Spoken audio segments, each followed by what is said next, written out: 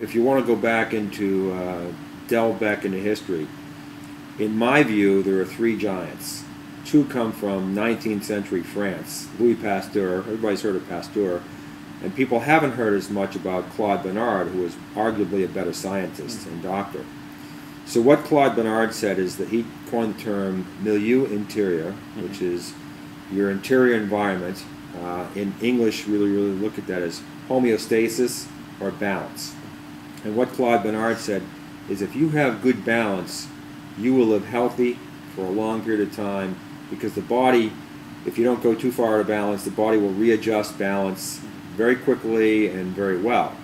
Louis Pasteur is known for the germ theory, among other things, and what Louis Pasteur said is that certain types of organisms, microorganisms, bacteria, fungi, viruses, cause specific types of diseases. And we've seen that to be true. Tuberculosis causes lung disease, and there are a number of examples. But what Bernard chided Pasteur, because they were contemporaries, and he said, if you have a sound milieu interior, then your germs will not proliferate, and you'll keep disease at bay and stay healthy for a long time.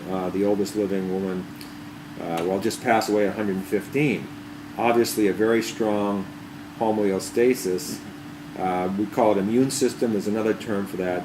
So if that person can live to 115, why can't you or I or anybody born today? You think it might be genetics, but genetics actually plays a very small part in this. So let me bring up one other person. I said there were three giants, and this one's Paul Clayton, probably very much under the radar. Simply has done a study of nutrition and health, and he published a series of papers called the Mid-Victorian Diet. We're talking about 1870 plus or minus. Is he alive? Is he current right now? Paul Clayton's alive today. So 1870 Britain, and he indicates through his research that if you lived to the age of 5, there was a lot of infant mortality back then, your likelihood of living as long or longer than we live today was very great, and you live very healthily.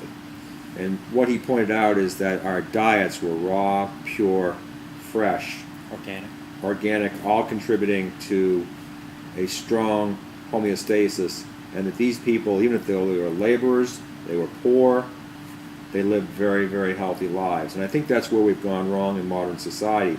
That's why, at the turn of the 1900s, very little Alzheimer's disease, very little diabetes, very little cardiovascular disease. What's the common denominator? A change in the way we, lifestyle, environment, but mainly diet.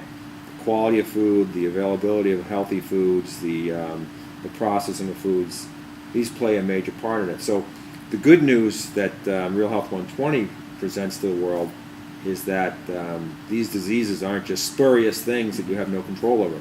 You have control over these situations.